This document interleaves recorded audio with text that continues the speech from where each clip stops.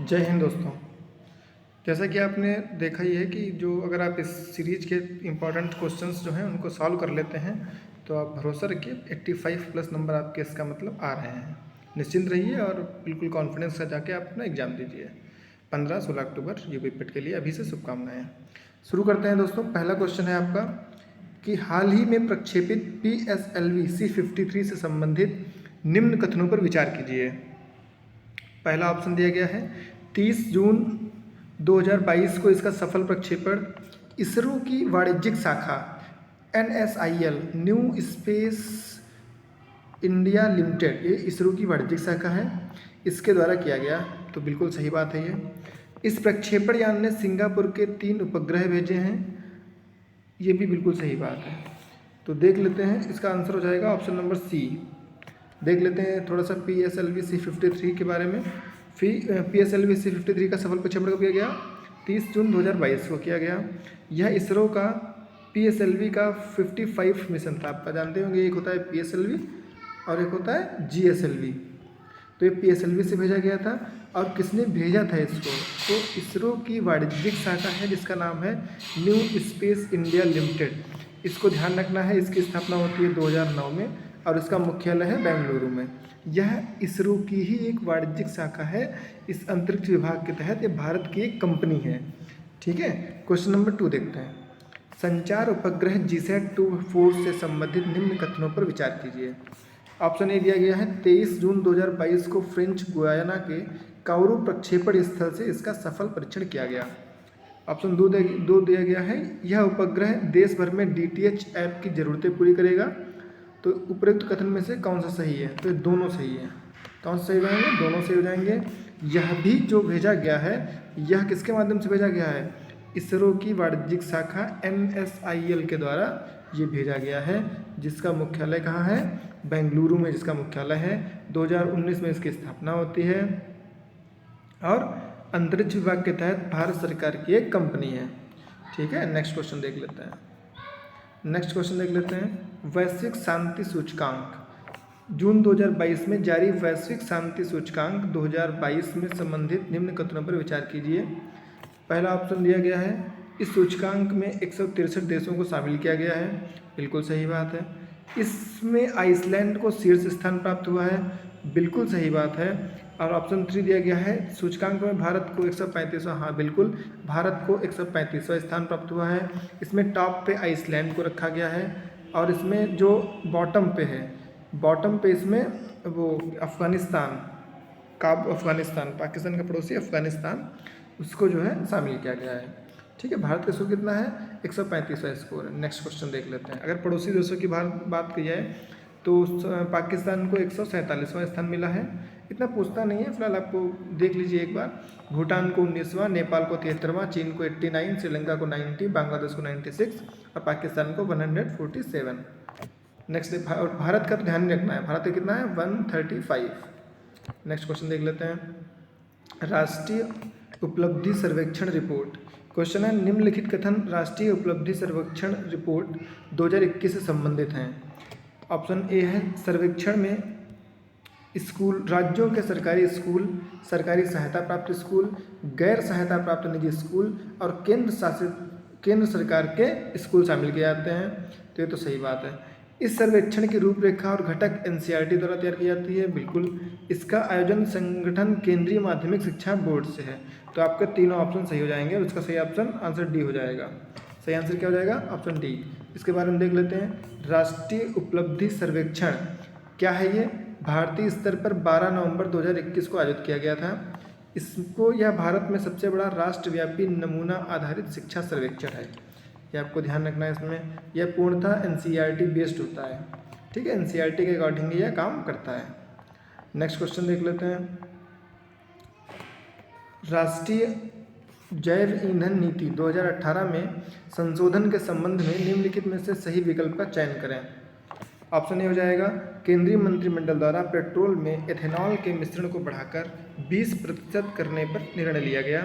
Option B हो जाएगा 20% सम्मिश्रण लक्ष्य को 2030 से पूर्व वर्ष 2025-26 तक प्राप्त करने पर जोर दिया गया। ऑप्शन 3 हो जाएगा जैव ईंधन नहीं, जैव ईंधन है। जैव ईंधन पर राष्ट्रीय नीति में 2018 में संशोधन 1 अप्रैल 2023 से किए गए। तो तीनों कथन आपके सही हो जाएंगे। ऑप्शन नंबर डी उपरोक्त सभी आंसर इसका सही हो जाएगा। आपको ध्यान इसमें क्या रखना है, ध्यान ये रखना है कि राष्ट्रीय जैव ईंधन नीति 2018 में संशोधन किया गया है, संशोधन को मंजूरी दी गई है। केंद्रीय कैबिनेट मंत्रिमंडल ने इसको संशोधन को मंजूरी दी है, ठीक है। और इसमें जो पेट्रोल जो ईंधन होता है उसमें एथेनॉल, जिसको बायोडीजल हम लोग बोलते हैं, उसे को 20% तक बढ़ाने का निर्णय लिया गया है। और ये लागू कब से हो जाएगा, तो राष्ट्रीय नीति पे संशोधन 1 अप्रैल 2023 से इसको लागू किया जाएगा। आपको ये मोस्ट इंपॉर्टेंट क्वेश्चन में से ध्यान रखना है। बायोडीजल का ही दूसरा नाम एक पेड़ होता है जैट्रोफा, जैट्रोफा से प्राप्त किया जाता है, आपको ये भी याद रखना है।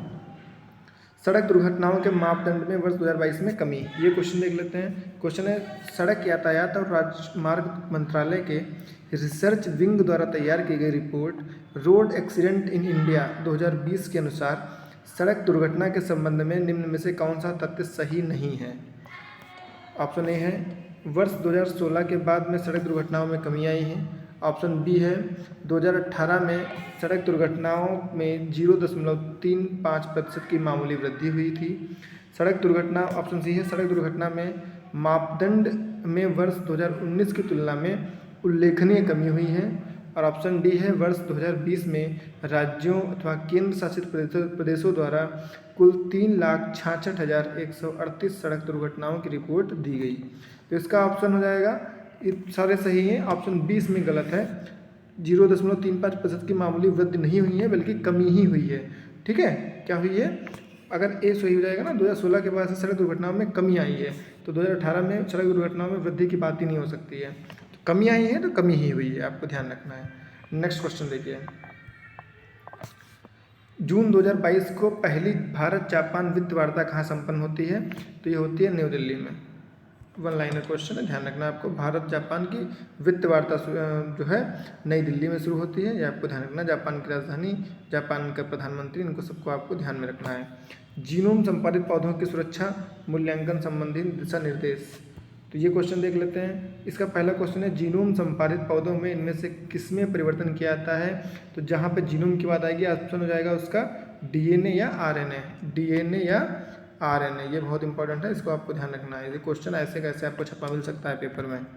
नेक्स्ट क्वेश्चन देख लेते हैं, राष्ट्रीय डेटा और एनालिटिक्स प्लेटफॉर्म से संबंधित कौन सा कथन सही है। ऑप्शन ए है 13 मई 2022 को एनडीएपी प्लेटफॉर्म का शुभारंभ किया गया। दूसरा है इस प्लेटफॉर्म का शुभारंभ नीति आयोग के उपाध्यक्ष सुमन बेरी ने किया। तो इसका ऑप्शन हो जाएगा सी, 1 और 2 दोनों सही हो जाएंगे, ठीक है।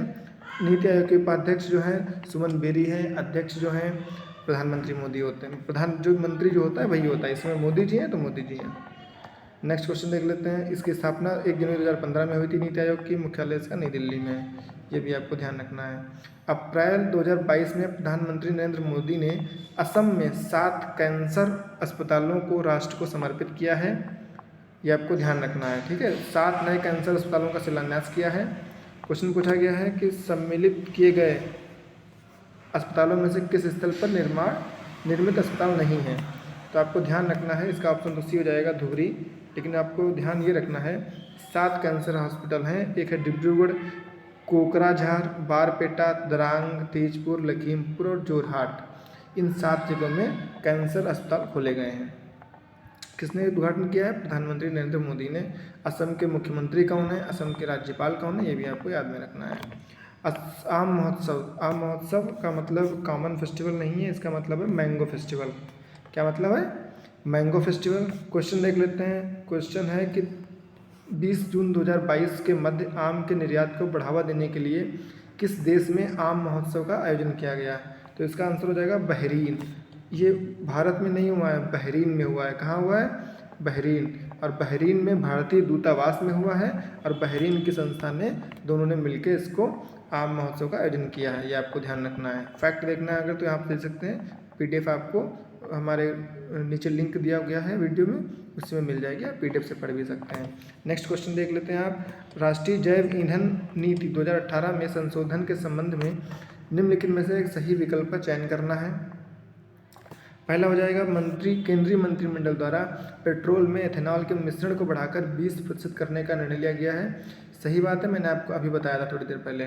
20% सम्मिश्रण लक्ष्य को 2030 से पूर्व 2025-26 तक प्राप्त करने पर जोर दिया जाएगा। ये भी बिल्कुल सही बात है। तो ऑप्शन सी दिया गया है जैव ईंधन की जगह जैव ईंधन पर राष्ट्रीय नीति 2018 में संशोधन 1 अप्रैल 2023 से लागू किए जाएंगे। बिल्कुल सेम रिपीटेड क्वेश्चन है, ऑप्शन इसका डी हो जाएगा। उपरोक्त सभी सारे फैक्ट सही हैं। नेक्स्ट क्वेश्चन देख लेते हैं। हरित स्वास्थ्य संगठन GHA से संबंधित कौन सा सही नहीं है? 9 मई 2022 को ग्रीन हेल्थ अलायंस का शुभारंभ किया गया। ऑप्शन 2 है हरित स्वास्थ्य गठबंधन का शुभारंभ USAID रॉकफेलर फाउंडेशन और प्रधान वैज्ञानिक सलाहकार कार्यालय भारत सरकार द्वारा किया गया। तो ये दोनों सही हो जाएंगे आपके, ऑप्शन सी इसमें सही आंसर हो जाएगा। ठीक है, शुभारंभ के आपके ग्रीन हेल्थ अलायंस क्या है? शुभारंभ इसका होता है 9 मई 2022 को। शुभारंभ कौन करता है? United state agency for international development Rockefeller foundation और प्रधान वैज्ञानिक सलाहकार भारत सरकार के दोनों लोग मिलकर इसका उद्घाटन करते हैं, शुभारंभ करते हैं। उद्देश्य इसका क्या है? इसका उद्देश्य सिंपल सा, माफ करिएगा एक सेकंड, इसका उद्देश्य क्या है? इसका उद्देश्य है स्वास्थ्य प्रणाली के कार्बन पदचिह्न को कम करने में मदद करने हेतु समाधानों की पहचान करना और जलवायु परिवर्तन के नकारात्मक स्वास्थ्य प्रभावों के समाधान की पहचान करके उनको कम करने का प्रयास करना। ठीक है, नेक्स्ट देख लेते हैं। नेक्स्ट क्वेश्चन देख लेते हैं। 5 मई 2022 के मध्य श्रम और जनशक्ति विकास पर भारत और कतर के बीच 7वीं संयुक्त कार्य समूह की बैठक 2022 कहाँ आयोजित होती है? तो नई दिल्ली में इसका आयोजन होता है, ये भी आपको ध्यान रखना है। नेक्स्ट क्वेश्चन देख लेते हैं। प्रधानमंत्री ने हाल ही में 3 देशों की यात्रा करी है, आपको पता ही होगा, ये को भी ध्यान रखना है। किन किन देशों की प्रधानमंत्री जी ने यात्रा करी है? तो ये क्वेश्चन से ज़्यादा इसके फैक्ट को हम लोग देखते हुए चलते हैं। तो उन्होंने कहा क्या बता रहे थे? हाँ, प्रधानमंत्री जी ने किन किन देशों की यात्रा करी है?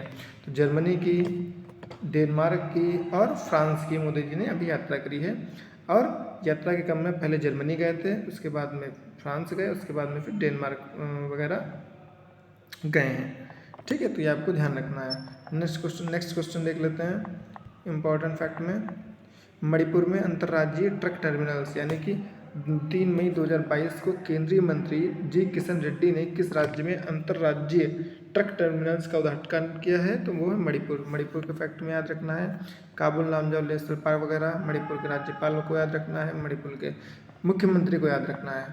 नेक्स्ट क्वेश्चन देख लेते हैं। बहुत इंपॉर्टेंट, मोस्ट इंपॉर्टेंट क्वेश्चन है, या मोस्ट इंपॉर्टेंट क्वेश्चन है।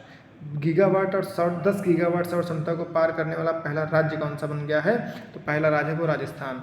10 गीगावाट सौर क्षमता को पार करने वाला पहला राज्य कौन सा है? राजस्थान है। राजस्थान से पहले भी क्वेश्चन आया था बैम्बू फेस्टिवल से करके कोई क्वेश्चन आया था, मुझे एग्जैक्ट याद नहीं आ रहा है अभी, आप देख लीजिएगा। राजस्थान से पहले भी क्वेश्चन आया हुआ है। राजस्थान से क्वेश्चन आने की संभावना उत्तर प्रदेश में हमेशा रही है। नेक्स्ट क्वेश्चन देख लेते हैं। नागालैंड में विभिन्न गुटों के साथ हुए समझौते की अवधि में वृद्धि की गई है, ये भी आपको ध्यान रखना है। भारत में मैंग्रोव वनों के संरक्षण के लिए साझेदारी।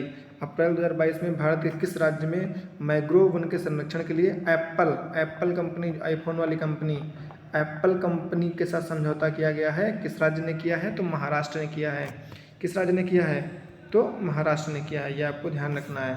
ठीक है, किस राज्य ने किया है? महाराष्ट्र ने किया है। बहुत इंपॉर्टेंट फैक्ट रहेगा इसका, महाराष्ट्र हमेशा याद रखना है, भूलना नहीं है।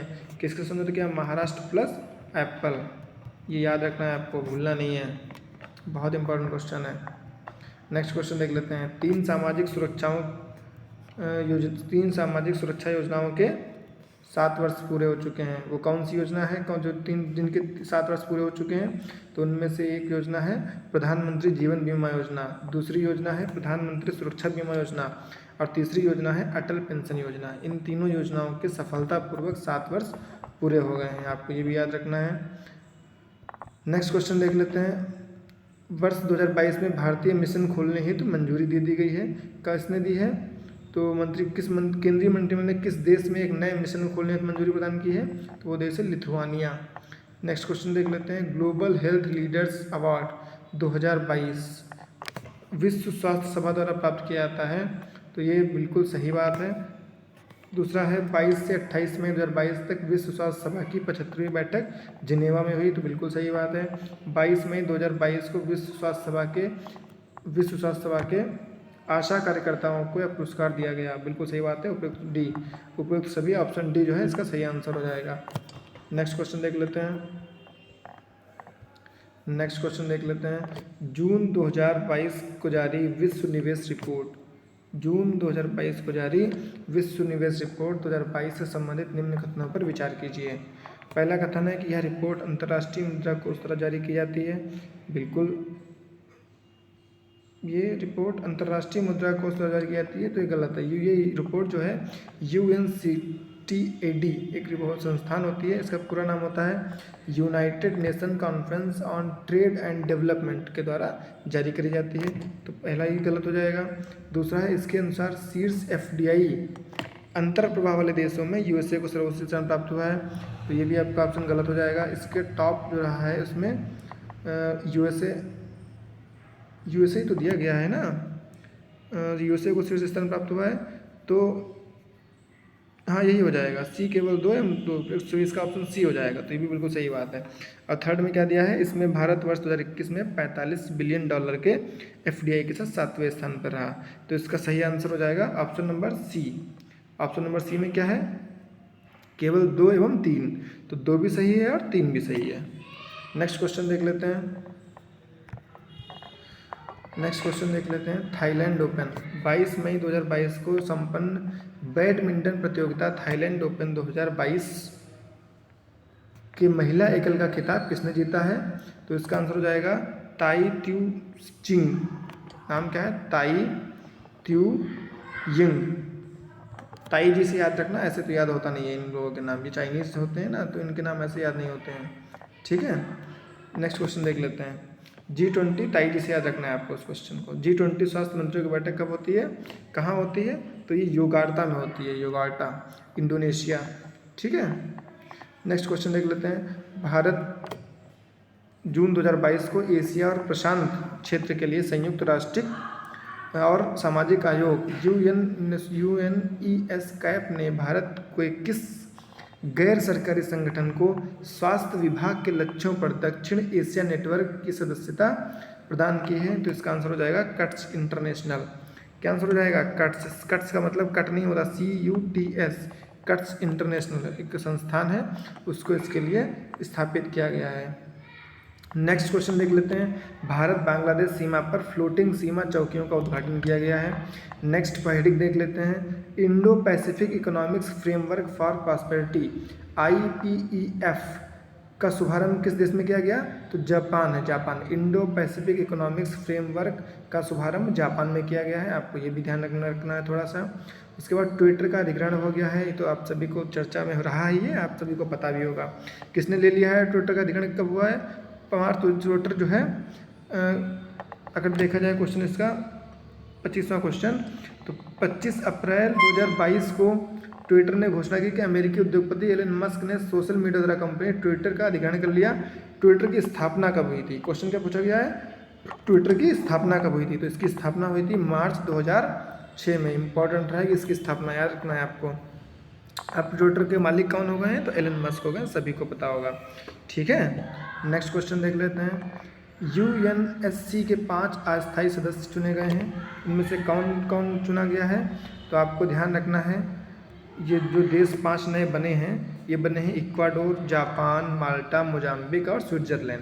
किसकी जगह पे बने हैं, तो भारत, आयरलैंड, केन्या, मैक्सिको और नॉर्वे की जगह बने हैं। किस जगह बने हैं, भारत, आयरलैंड, केन्या, मैक्सिको और नॉर्वे की जगह ये बने हुए हैं। और कौन कौन से बने हैं, तो इक्वाडोर, जापान, माल्टा, मोजाम्बिक और स्विट्जरलैंड शामिल हुए हैं।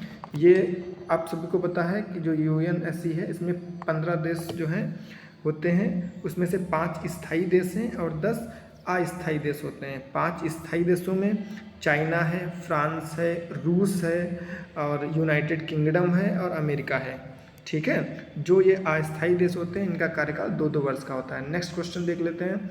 वर्ल्ड ऑफ वर्क रिपोर्ट किसके द्वारा जारी की जाती है, तो ये वर्ल्ड ऑफ वर्क जो रिपोर्ट है, ये रिपोर्ट जारी करी जाती है श्रम संगठन के द्वारा, ठीक है, श्रम संगठन जो है उसके द्वारा जारी करी जाती है। नेक्स्ट क्वेश्चन देख लेते हैं, इसका मुख्यालय कहाँ है? तो इसका मुख्यालय आपको ध्यान रखना है जिनेवा स्विट्जरलैंड में। आईएलओ का मुख्यालय कहाँ है? जिनेवा स्विट्जरलैंड में, ये आप देख सकते हैं थोड़ा सा। नेक्स्ट क्वेश्चन देख लेते हैं, पर्यावरण निष्पादन सूचकांक 2022, जून 2022 में जारी पर्यावरण निष्पादन सूचकांक 2022 से संबंधित निम्न कथनों पर विचार कीजिए। ऑप्शन इसका पहला हो जाएगा, इस सूचकांक में 180 देशों को शामिल किया गया, इसमें डेनमार्क को शीर्ष स्थान प्राप्त हुआ, सूचकांक में भारत को 132वां स्थान प्राप्त हुआ। तो पहला ऑप्शन देख लेते हैं, इस सूचकांक में 180 देशों को शामिल किया गया, ये तो सही बात है, 180 देश इसमें बिल्कुल शामिल किए गए थे। दूसरा है, इसमें डेनमार्क को शीर्ष स्थान प्राप्त हुआ, तो ये गलत फैक्ट हो जाएगा। इसमें सूची में डेनमार्क नहीं, ये भी तो सही हो जाएगा ना, इस सूची में डेनमार्क को ही सर्वोच्च स्थान प्राप्त हुआ था। किसको सर्वोच्च स्थान प्राप्त हुआ है? डेनमार्क को। और इसके जो बॉटम है, बॉटम में भारत को सबसे निचला स्थान प्राप्त हुआ 180। इसमें टॉप पे कौन रहा है? एक सेकंड का टाइम दीजिएगा मुझे थोड़ा सा। इसमें टॉप पे रहा है डेनमार्क और बॉटम पे रहा है इंडिया। ये आपको ध्यान रखना है, मोस्ट इंपोर्टेंट क्वेश्चन में कैटेगरी में आता है। सूचकांक में भारत को 132वां स्थान प्राप्त हुआ है। ठीक है, सूचकांक को भारत में 132वां स्थान प्राप्त हुआ है। कब की बात है ये? 2022 की बात है। और 2020 में इसे 21 की बात है, 2020 में इसे 168वां 168वां स्थान प्राप्त हुआ था। ये आपको ध्यान रखना है। ठीक है, तो आपकी जो फैक्ट है लाइन 3 गलत हो जाएगी। 132वां नहीं प्राप्त हुआ है। कौन सा स्थान प्राप्त हुआ है? 180वां, सबसे लास्ट में स्थान प्राप्त हुआ है भारत को। तभी तो सबसे 180 देशों में सबसे अंतिम स्थान पे तभी तो होगा ना, जब सबसे अंतिम नंबर आएगा। तो क्या इसका सही हो जाएगा? पहला सही हो जाएगा और पहला सही हो जाएगा और दूसरा सही हो जाएगा, क्योंकि डेनमार्क को टॉप पे स्थान पे प्राप्त हुआ है। मैं हटा के दिखा देता हूँ। इस सूची में ये 180 देशों को शामिल किया गया, ये फैक्ट सही हो जाएगा। और डेनमार्क को शीर्ष स्थान प्राप्त हुआ, ये फैक्ट सही हो जाएगा। 2 फैक्ट सही हो जाएंगे, यानी कि ऑप्शन क्या हो जाएगा इसका? केवल ए एवं बी दोनों, मतलब ऑप्शन ए सही हो जाएगा। ठीक है, नेक्स्ट क्वेश्चन देख लेते हैं। विश्व की पहली फिशिंग कैट जनगणना, विश्व की पहली फिशिंग कैट जनगणना का आयोजन निम्नलिखित में से किस झील में किया गया? तो चिल्का झील उड़ीसा में किया गया है। ये भी इम्पोर्टेंट रहेगा। विश्व की पहली फिशिंग कैट जनगणना उड़ीसा की चिल्का झील में किया गया है। ठीक है, नेक्स्ट क्वेश्चन देख लेते हैं। सॉवरेन गोल्ड बॉन्ड योजना 2022-23 के संबंध में विकल्प में कौन सा कथन सत्य नहीं है? तो देख लेते हैं। यह बॉन्ड जो है भारत सरकार की ओर से रिजर्व बैंक द्वारा जारी किया जाएगा। बॉन्डों को 1 ग्राम की बुनियादी इकाई के साथ सोने के ग्राम संबंधी गुणकों में अंकित किया जाएगा। गलत है, ऑप्शन इसका सी सही हो जाएगा। निवेश की न्यूनतम स्वीकार्य सीमा 5 ग्राम होगी, मतलब 5 ग्राम कम से कम, और मैक्सिमम जितना आपके पास हो उसको ले जाइए। और 2022 में जो भारत सरकार ने रिजर्व बैंक के परामर्श से सॉवरेन गोल्ड बॉन्ड जारी करने का निर्णय लिया है। ठीक है, न्यूनतम सीमा इसकी होगी 5 ग्राम, कम से कम कितना चाहिए उनका सोना? 5 ग्राम। 5 ग्राम से इन्वेस्टमेंट शुरू हो जाएगा, फिर इसके ऊपर आपके पास जितना हो। ठीक है, नेक्स्ट क्वेश्चन देख लेते हैं। भारत दुनिया का चौथा सबसे बड़ा वाहन बाजार बन गया है। मई 2022 में भारत ने किस देश को पीछे छोड़कर दुनिया का चौथा सबसे बड़ा वाहन बाजार बना? तो तीसरे नंबर पे कौन था? तो तीसरे नंबर पे हो जाएगा जर्मनी। ठीक है, अब जर्मनी तीसरे नंबर पे हो गया। तो पहला देख लेते हैं नंबर पे कौन है। तो पहले नंबर पे है चीन, दूसरे नंबर पे है अमेरिका, तीसरे नंबर पे जापान, और चौथे नंबर पे कौन हो गया है? भारत हो गया। ये भी आपको याद रखना है। कोचीन बंदरगाह से संबंधित ऋण अदायगी, ये भी क्वेश्चन अच्छा है, इसको भी देख लेते हैं। 14 जून 2022 को आर्थिक मामलों के मंत्रिमंडल समिति द्वारा कोविड-19 महामारी के कारण उत्पन्न वित्तीय संकट पर काबू पाने के लिए कितनी राशि तक की भारत सरकार की बकाया राशि की अदायगी हेतु कोचीन बंदरगाह प्राधिकरण को 3 वर्ष की मोहलत ऋण की अदायगी पर रोक देने की मंजूरी प्रदान की गई? तो उसका आंसर हो जाएगा 385.68 करोड़ रुपए। ठीक है, ऑप्शन बी सही हो जाएगा। ये देख लेते हैं। IMD विश्व प्रतिस्पर्धात्मक सूचकांक, इसमें भारत को कौन सा स्थान मिला हुआ है? तो इसमें देख लेते हैं, इसका फैक्ट नंबर 1 चेक कर लेते हैं। इसका फैक्ट 1 क्या हो जाएगा? इस सूचकांक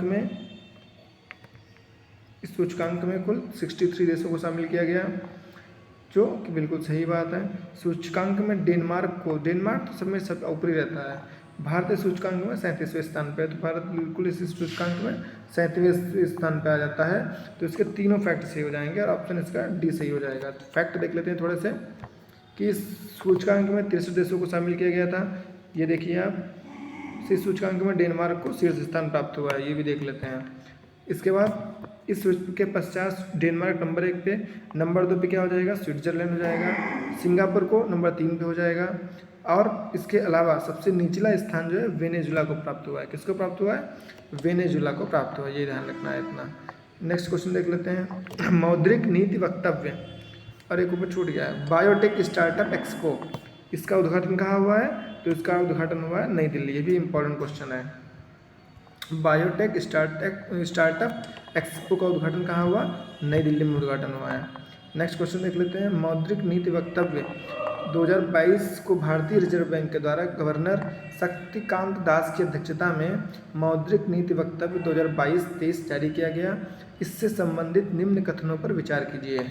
तो इसमें क्या क्या हुआ था, तो इसमें हुआ था आरबीआई ने रेपो दर में 50 आधार अंकों की वृद्धि कर दी थी, बिल्कुल सही बात है, रेपो दर बढ़ाई गई थी ताकि महंगाई को कंट्रोल किया जा सके। दूसरा क्या था, इसके अनुसार जीडीपी वृद्धि दर 7.2% रहने का अनुमान है, हाँ सही बात है। इसमें क्रेडिट कार्ड की यूपीआई से लिंक किए जाने का निर्णय लिया गया, ये भी सही बात है, ऑप्शन डी हो जाएगा उपयुक्त सभी। नेक्स्ट क्वेश्चन देख लेते हैं, विदेशी मुद्रा भंडार के प्रबंधन पर अर्धवार्षिकी रिपोर्ट अक्टूबर-मार्च 2021-22, टॉपिक ध्यान रखना, इसको देख लीजिएगा आप। वाणिज्यिक आय और किराया राजस्व अनुदानों की नीलामी के लिए पायलट परियोजना, ये भी क्वेश्चन इंपॉर्टेंट है। पायलट परियोजना की शुरुआत कहाँ की गई है, तो ये क्वेश्चन देख लीजिए, रेलवे ने 9 जोनल रेलवे के कितने मॉडलों में वाणिज्यिक आय और गैर किराया राजस्व अनुबंधों की नीलामी के लिए एक पायलट परियोजना की शुरुआत की है। तो ऑप्शन सी हो जाएगा 11, ऑप्शन सी क्या हो जाएगा 11। नेक्स्ट क्वेश्चन देखिए, सतत विकास लक्ष्य सूचकांक एवं डैशबोर्ड 2022 से संबंधित निम्न कथनों पर विचार कीजिए। तो इसमें विचार क्या करना है, इसमें आपको ध्यान रखना है कि सूचकांक में 185 देशों को रैंकिंग प्रदान की गई। तो इसका आंसर हो जाएगा गलत, 185 देश नहीं है, जबकि कितने देश हैं टोटल देख लीजिए, यहाँ से हम आपको दिखाई देते हैं पूरा कम्प्लीटली, 163 देश में शामिल किए जाते हैं। 185 की जगह कितने, कहीं पे लिखा होगा, ये लिखा है शायद, हाँ 163 देश इसमें शामिल किए जाते हैं। इस सूचकांक में फिनलैंड को सर्वोच्च स्थान मिला है, इसके पश्चात डेनमार्क को दूसरा स्थान मिला है, तीसरा स्वीडन को मिला है, और भारत को जो है, भारत 121वें स्थान पे है। पिछले वर्ष 120वें स्थान पे था भारत, और हमसे पहले 100 चीन है, भूटान है, श्रीलंका को देख लीजिए, नेपाल को देख लीजिए, बांग्लादेश 104वां है, पाकिस्तान 125वां है। ठीक है, सतत, कौन सा क्वेश्चन है, सतत विकास लक्ष्य सूचकांक, SDG अंग्रेजी में बोलते हैं इसको। नेक्स्ट क्वेश्चन देखते हैं, नेक्स्ट क्वेश्चन देख लेते हैं फटाफट अच्छे अच्छे क्वेश्चन। 21 अप्रैल 2022 को किस वित्तीय संस्थान ने फिंक्लुवेशन वित्तीय समावेशन के लिए समाधानों के सहसृजन तथा नवोन्मेषण के लिए फिनटेक स्टार्टअप समुदाय के साथ सहयोग करने हेतु नामक एक संयुक्त पहल शुरू करने की घोषणा की है? तो इसका आंसर हो जाएगा Indian post payment bank, IPPB। Next question देख लेते हैं, वर्ष 2020-21 में भारत में जैविक कपास का उत्पादन हुआ, कितना उत्पादन हुआ, तो 8,10,934 मीट्रिक टन का उत्पादन किया गया। नेक्स्ट क्वेश्चन देख लेते हैं, इसमें सबसे ज़्यादा कौन से राज्य ने उत्पादन किया, तो वो राज्य हो जाएगा मध्य प्रदेश, नंबर 2 पे हो जाएगा महाराष्ट्र, नंबर 3 पे हो जाएगा गुजरात। ठीक है, विश्व के 10 उच्चतम भुगतान पाने वाले एथलीटों की सूची में किस खिलाड़ी को शीर्ष स्थान प्राप्त हुआ है, तो वो व्यक्ति हैं लियोनेल मेसी।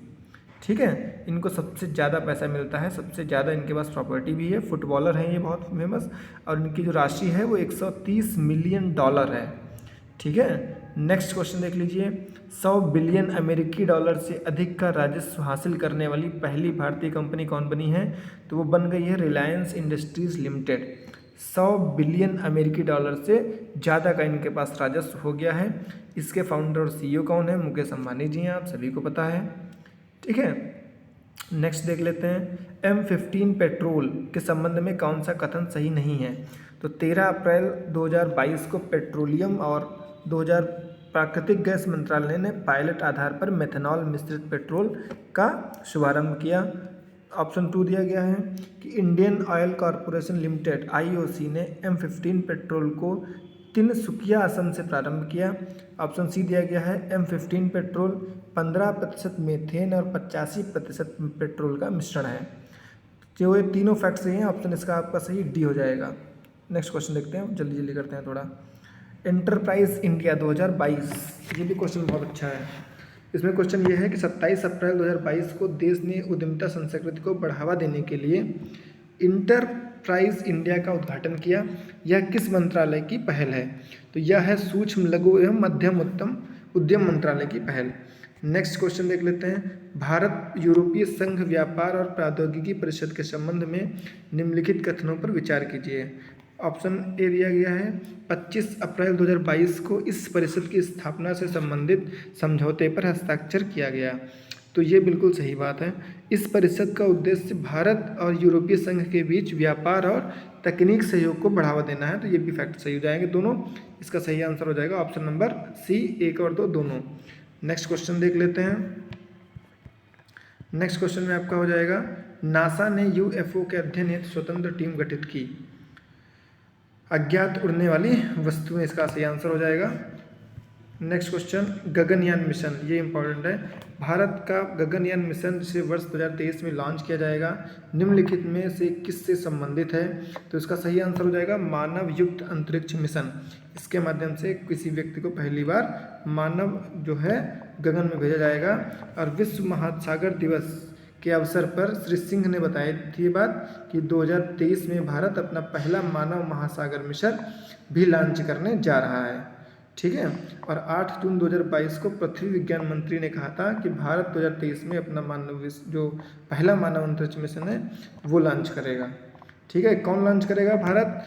तो इसरो लॉन्च करेगा। इसरो का मुख्यालय सभी को पता है, बेंगलुरु में इसका मुख्यालय है। नेक्स्ट क्वेश्चन देख लेते हैं। चीन ने अंतरिक्ष में भेजे 3 अंतरिक्ष यात्री।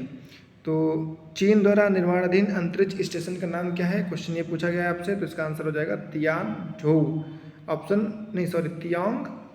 तियागोंग, ये हो जाएगा ऑप्शन बी, तियागोंग। क्योंकि हम आपको कई बार बता चुके हैं, इनको 2-3 बार आपको पढ़ना पड़ेगा तब जाके नाम होते हैं। चाइनीज नाम ही ऐसे हैं। नेक्स्ट क्वेश्चन देख लेते हैं। खगोलविदों ने दूसरी आकाशगंगा से आने वाली रहस्यमयी रेडियो सिग्नल का पता कैसे लगाया? तो किसने लगाया?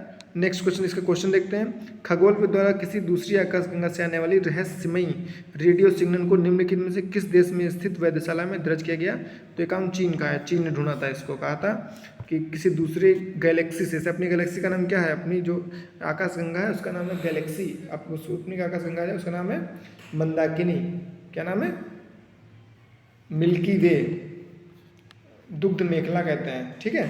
तो कोई दूसरी, बहुत सारी गैलेक्सी हैं ब्रह्मांड में, तो किसी दूसरी गैलेक्सी से जो रेडियो वेव्स आ रही थी उनको जो है ट्रेस किया है चाइना ने, और बताया है कि किसी दूसरी गैलेक्सी से आ रही है। मतलब सोच के देखिए आप। नेक्स्ट क्वेश्चन क्या हो जाएगा? जेम्स वेब टेलीस्कोप द्वारा पूर्ण रंगीन छवियों का प्रदर्शन किया गया। नेक्स्ट क्वेश्चन क्या हो जाएगा? सर्वेक्षण पोत बड़े श्रेणी के चौथे जहाज का निर्माण किया गया। नेक्स्ट क्वेश्चन क्या हो जाएगा? भारतीय नौसेना NCMRWF के मध्य समझौता किया गया। नेक्स्ट क्वेश्चन क्या हो जाएगा?